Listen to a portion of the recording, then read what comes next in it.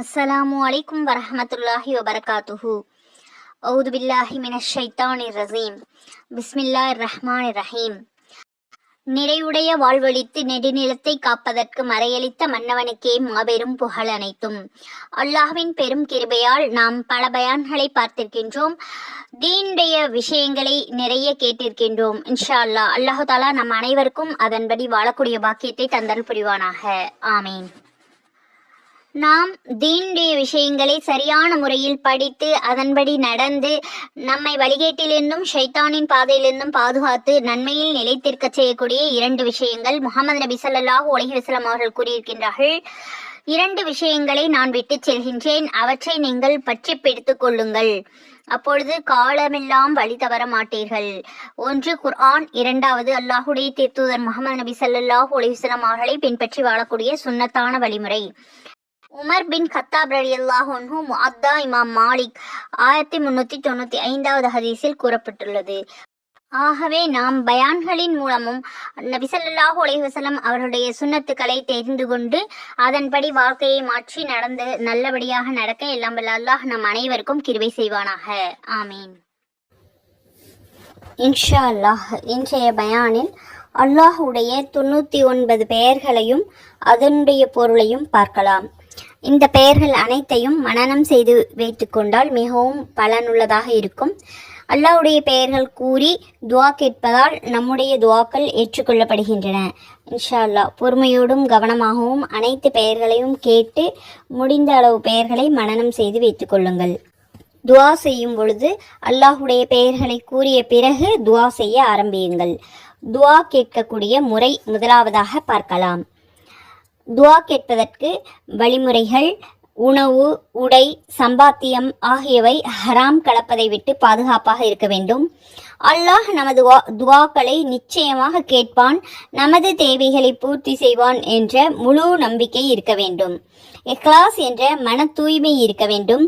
அவசரப்படக்கூடாது, நிராசை ஆகக்கூடாது. பாவச் செயல்களையோ உறவு முறிவையோ கேட்கக்கூடாது. இயற்கைக்கு மாறான நடக்க இயலாதவற்றையெல்லாம் கேட்கக்கூடாது.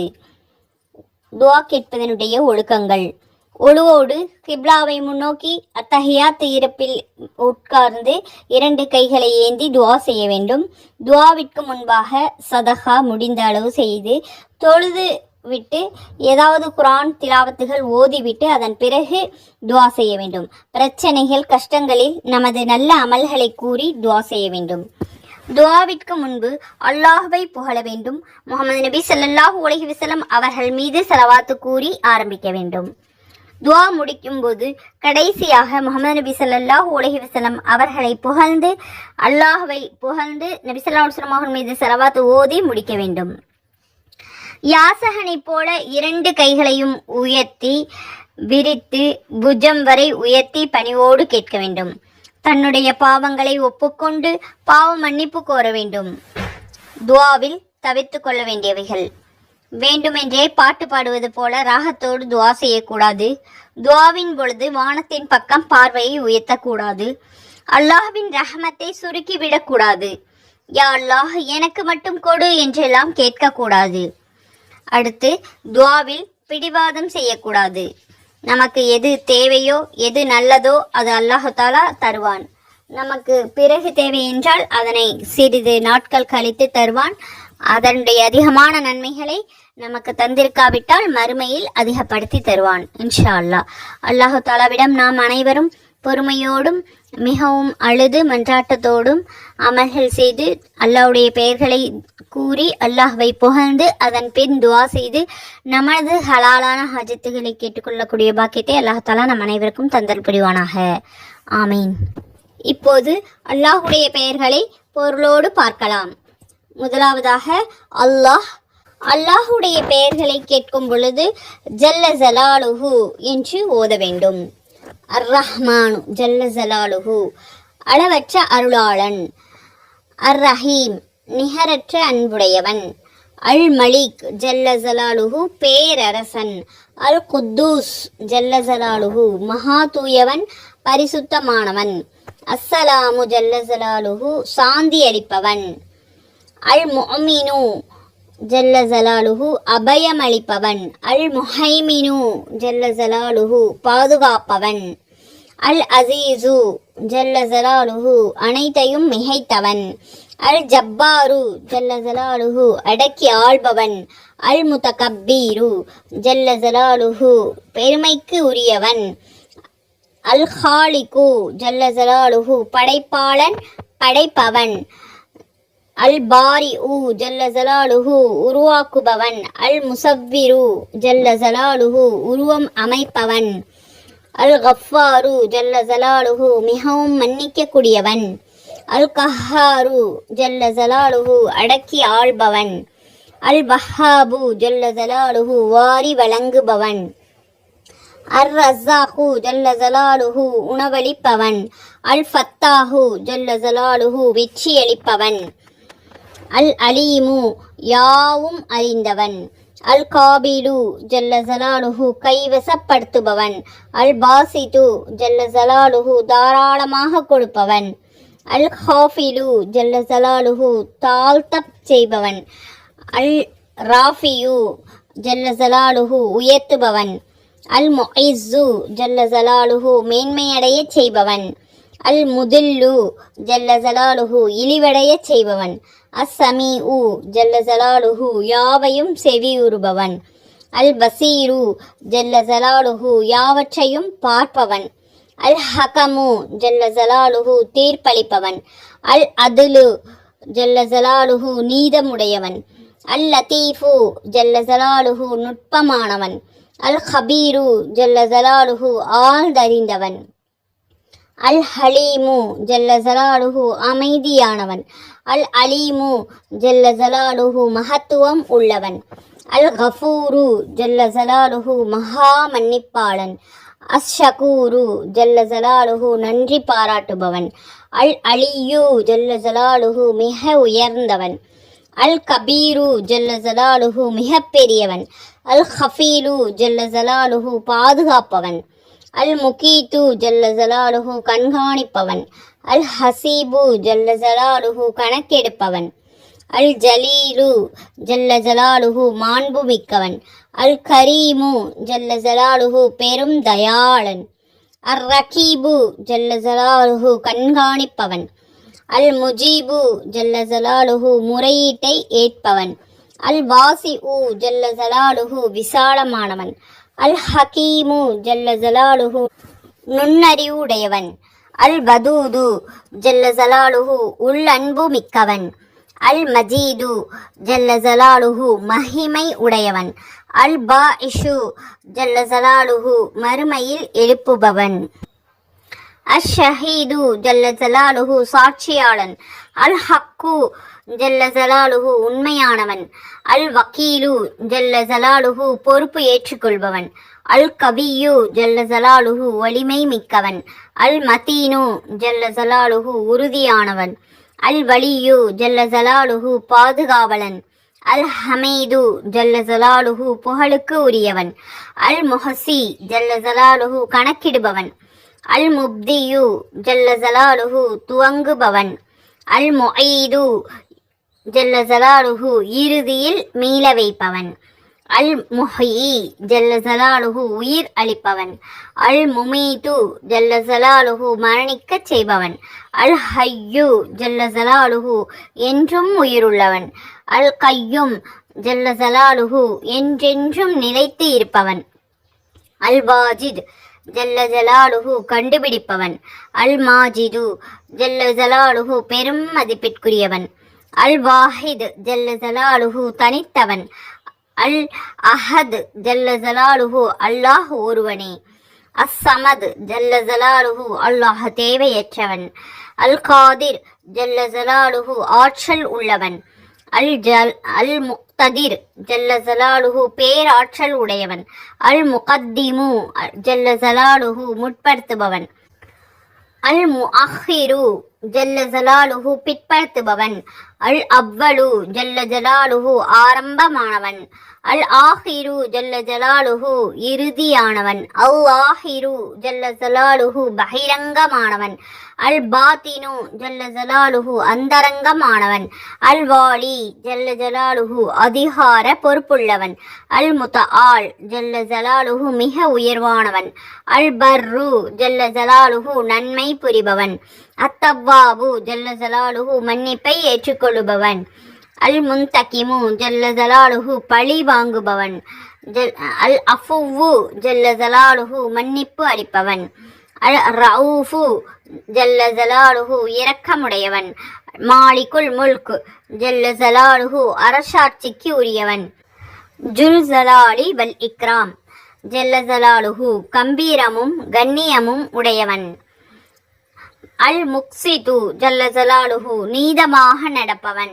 அல் ஜாமிஉ ஜல்ல ஜலாலுஹு அனைத்தையும் ஒன்று சேர்ப்பவன். அல் கனியு ஜல்ல ஜலாலுஹு தேவையற்றவன். அல் முகனி ஜல்ல ஜலாலுஹு சீமானுடையவன் நிறைவாக்குபவன். அல் மானியு ஜல்ல ஜலாலுஹு தடை செய்பவன்.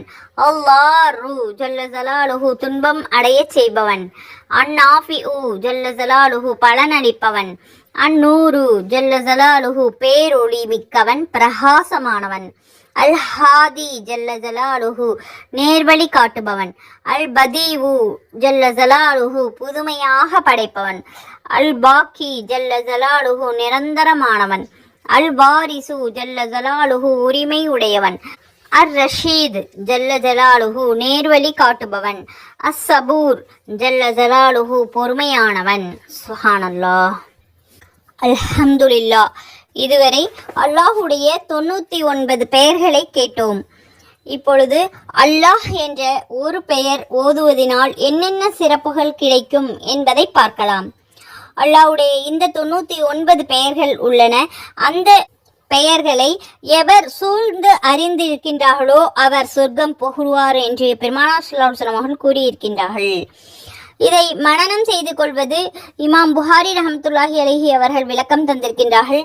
ஹுவல்லாஹுல் லதி லா இலாஹா இல்லாஹு அர் ரஹ்மானுர் ரஹீமுல் மலிக்குல் குத்தூசுஸ் ஸலாமுல் முஃமினுல் முஹைமினுல் அசீசுல் ஜப்பாருல் முதகப்பீருல் ஹாலிகுல் பாரியுல் முஸவ்விருல் கஃபாருல் கஹ்ஹாருல் வஹ்ஹாபுர் ரஸாக்குல் ஃபத்தாஹுல் அலீமுல் காபிலுல் பாசித்து ஹாஃபிலுர் ராஃபியுல் முஇஸுல் முதில்லுஸ் ஸமீஉல் பஸருல் ஹகமுல் லதலுல் லத்தீஃபுல் கபீருல் ஹலீமுல் அலீமுல் கஃபூர் ஷக்கூருல் அலியுல் கபீருல் ஹஃபீலுல் முகீத்துல் ஹசீபுல் ஜலீலுல் கரீமுல் ரகீபுல் முசீபுல் வாசியுல் ஹக்கீமுல் வதூதுல் மசீதுல் பாயிஷு ஷஹீதுல் ஹக்குல் வக்கீலுல் கபியுல் மத்தீனுல் வலியுல் ஹமீதுல் முஹசில் முப்தியுல் முஈதுல் முஹியில் முமீத்துல் ஹய்யுல் கய்யுமுல் வாஜிதுல் மாஜிதுல் வாஹிதுல் அஹதுஸ் சமதுல் காதிருல் முக்ததிருல் முகத்திமுல் முஅஹிருல் அவ்வலுல் ஆஹிருல் பாத்தினுல் வாலில் முத்தஆலில் பர்ருத் தவ்வாபுல் முன்ஐமுல்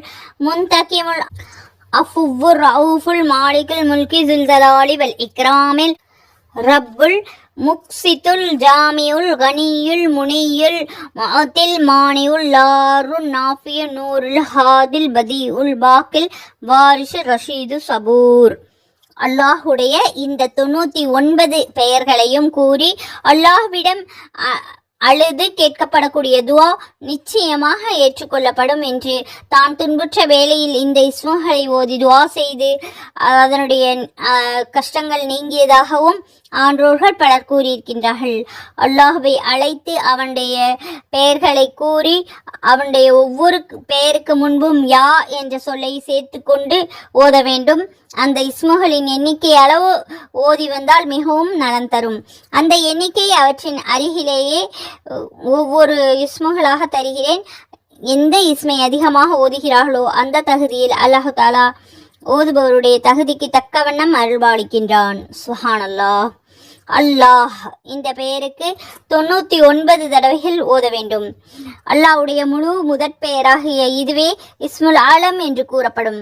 உள்ளத்தை வேறு எங்கேயும் சிதறவிடாமல் அல்லும் பகலும் அயராது அல்லாஹ் அல்லாஹ் என்று ஜபித்து கொண்டே இருக்கும் மெஞ்ஞானிகள் தாம் பனா நிலையை அதாவது தம்மை மறந்து அல்லாஹுடைய அளவில் தம்மை அழித்து கொள்ளக்கூடிய நிலையை எய்துகின்றார்கள். பெறுதற்குரிய பெயர்களில் எல்லாம் மிகப்பெரிய பெயராகும் இது.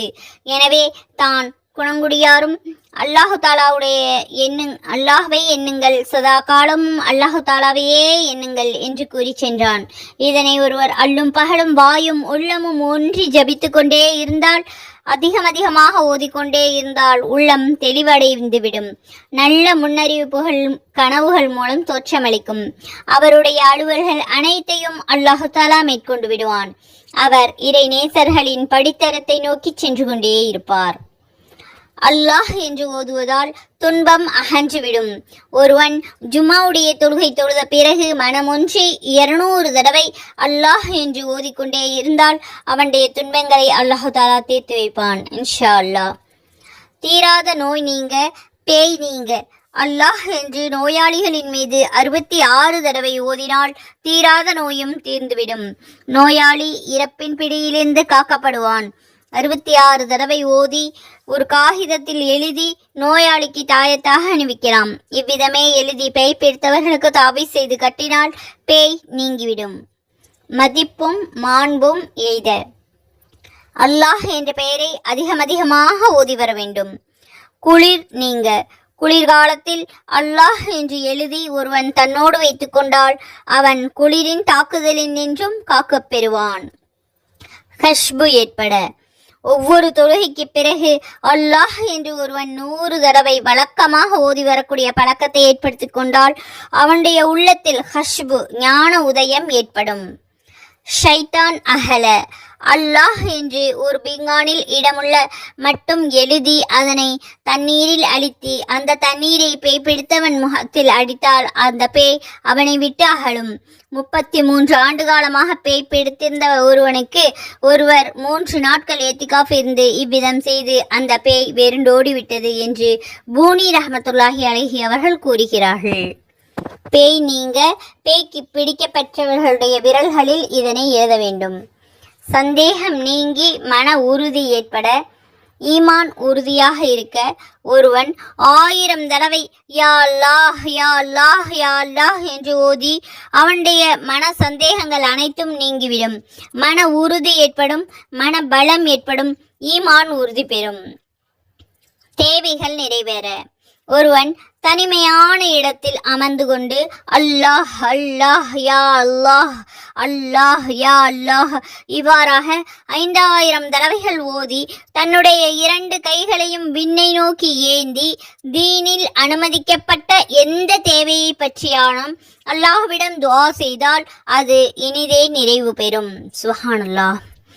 அற்புதங்கள் வெளியாக ஒருவன் அல்லாஹ் என்ற பெயரை நாளொன்றுக்கு 2360 தடவை வீதம் வழக்கமாக ஓதி வந்தால் அவனின் நின்றும் பல அற்புதங்கள் வெளியாகும்.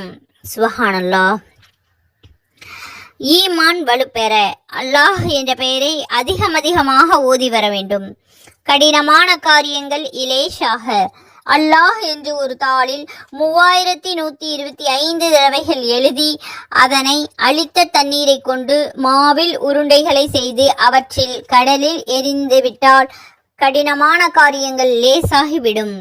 அனைத்து நோய்களும் அகல அல்லாஹ் என்று தூய்மையான தட்டை பீங்கானில் 66 தடவைகள் எழுதி கரைத்து நோயாளிக்கு புகட்ட வேண்டும். வடிப்பு இழுப்பு முதலிய நோய்கள் நீங்க அல்லாஹ் என்று ஒரு செம்பு பாத்திரம் முழுவதும் எழுதி அதனை ஜெய்தூன் எண்ணெயினால் அழித்து அந்த எண்ணெயை உடலில் தடவ நலன் ஏற்படும். தீய எண்ணங்கள் அகல தீய எண்ணங்களால் துன்புறுபவர்கள் இதனை ஒரு பளிங்கு பாத்திரம் நிறைய எழுதி மழை தண்ணீரிலோ ஜம்சம் தண்ணீரிலோ கரைத்து அந்த தண்ணீரை பல தடவை அருந்தினால் தீய எண்ணங்கள் நீங்கி உள்ளம் தூய்மை வேறும். சுப்ஹானல்லாஹ். அல்ஹம்துலில்லாஹ். இதுவரை அல்லாஹ் என்று ஓதுவதின் பலன்களை பற்றி பார்த்தோம். அல்லாஹ்வுடைய மற்ற ஒவ்வொரு திருநாமங்கள் ஓதுவதின் பலன்களும் நிறைய இருக்கின்றன. இன்ஷா அல்லாஹ் வரக்கூடிய அடுத்தடுத்த பயானில் தர இருக்கின்றேன். பயான்களை தொடர்ந்து பார்க்க நமது சேனலை சப்ஸ்கிரைப் செய்து வைத்துக்கொண்டு கமெண்ட் செய்யுங்கள், லைக் செய்து ஷேர் செய்யுங்கள். இந்த ஒவ்வொரு சொற்களும் உங்களுக்கு முழுக்க முழுக்க பலனளிக்க வேண்டுமென்றால் நீங்கள் அல்லாஹுடைய பக்தி மிக்கவர்களாகவும் அல்லாஹுடைய பேரொழிலில் நம்பிக்கை கொண்டவர்களாகவும் இருக்க வேண்டும் என்று கூறிக்கொள்ள ஆசைப்படுகிறேன். அவ்விதமாயின் இவற்றால் நிச்சயமாக நீங்கள் நலன் பெறுவீர்கள். ஈமான் உள்ளவர்களுக்கு அல்லாஹ் அளித்த மகத்தான பேரு இது. திருக்குர்ஆனால் ஏற்படக்கூடிய நற்பலன்களின் இதுவும் ஒன்று. இது முஸ்லிம்களுக்கே அன்றி பிற மதத்தினர்களுக்கு கிடைக்காத மாபெரும் நட்பேறு. ஆனால் நம்மில் சிலர் இவற்றை ஓதினால் இவ்வாறெல்லாம் நடந்து விடுமோ என்று பகுத்தறிவு வாதமெல்லாம் பேசலாம். இவ்வாறு பேசுபவர்கள் இன்று மட்டுமல்ல, உலகம் தோன்றிய காலத்திலிருந்தே இந்த மண் மீது இருந்துதான் வந்திருக்கின்றார்கள். ஷேக் சஹதி ரஹ்மத்துல்லாஹி அலைஹி அவர்களுடைய காலத்தில் இவ்வாறு பேசி தீர்ந்த ஒருவனை பற்றி அவர்கள் கேள்வியுற்று அவனை தம்மிடம் அழைத்து வருமாறு செய்து அவனை கடுமையாக ஏசினார்கள். அவ்வளவுதான். அவன் முகம் சிவந்தது, இரத்த நாளங்கள் புடைத்தன, மீசை படபடத்தது, சினம் தலைக்கேறி பேய் பிடித்தவன் போல வெறி கொண்டு ஆடினான் அவன். அதை கண்ட ஷேக் சஹதி ரஹ்மத்துல்லாஹி அலைஹி அவனை அமைதிப்படுத்தினார்கள். அதன் பிறகு, நண்பரே, பார்த்தீர்களா, நாம் அல்லாஹ்வுடைய படைப்புகளில் அற்பமானவர்களில் அற்பமானவர்கள். என்னுடைய சில சொற்கள் உம்மை எவ்வளவு மாற்றி அமைத்து விட்டன. அமைதியாக வந்த உம்மை ஒரே ஒரு கணத்தில் அலங்கோல நிலையில் ஆக்கிவிட்டன. என்னுடைய சொற்களுக்கே இத்தனை ஆற்றல் இருக்கும் என்றால் அல்லாஹ்வுடைய திருவசனங்களுக்கு ஆற்றல் இருக்காதா? அல்லாஹ்வுடைய பெயர்களுக்கு ஆற்றல் இருக்காதா? நீர் இவ்வாறு கூறுகிறீர்களே என்று வினவினார்கள். அவன் மாறுவார்த்தை கூற இயலாமல் வெட்கி தலைகுனிந்தான். ஆதலால் அன்புள்ள நமது தோழர் தோழியர்களே, இதில் கூறப்பட்டுள்ளவைகளை பயபக்தியோடும் நம்பிக்கையோடும் நீங்கள் செயலாற்றுவீர்களே ஆயின் நிச்சயமாக நீங்கள் நல்ல பலன்களை பெற்றுக்கொள்வீர்கள். இதில் அணுவத்தனையும் சந்தேகமில்லை. அல்லாஹ்வுடைய ஒவ்வொரு பெயர்களை கூறும் பொழுதும் பயபக்தியோடு கூறுங்கள். ஒழுவோடு அமைதியோடு நல்லபடியாக தொழுது அழுது துவா செய்யுங்கள். இன்ஷா அல்லாஹ். அல்லாஹு தாலா நம் அனைவருடைய தேவைகளையும் பூர்த்தி செய்து வைப்பானாக. ஆமீன். அல்லாஹு தாலா நமக்கு சொர்க்கத்தில் உயர்ந்த பதவியை தந்தருவானாக. ஆமீன். அல்லாஹு தாலா நம் அனைவருக்கும் உடல் ஆரோக்கியத்தையும் உள்ள நலத்தையும் தந்தருவானாக. ஆமீன். அல்லாஹு தாலா நம் அனைவருக்கும் சொர்க்கத்தை வாஜிபாக்கி நரகத்தை ஹராமாக்குவானாக. ஆமீன். ஹஜ்ஜை நசீபாக்குவானாக. ஆமீன். அல்ஹம்துலில்லாஹ். இதுவரை பொறுமையாக பயான் கேட்டு மற்றும் துஆக்களுக்கு ஆமீன் சொன்ன உங்கள் அனைவருக்கும் அல்லாஹு தாலா நட்கூலியை தந்தருவானாக. ஆமீன். ஜஸாக்கல்லாஹு ஹைரன் கசீரா. அஸ்ஸலாமு அலைக்கும் வரஹ்மத்துல்லாஹி வபரகாத்துஹு.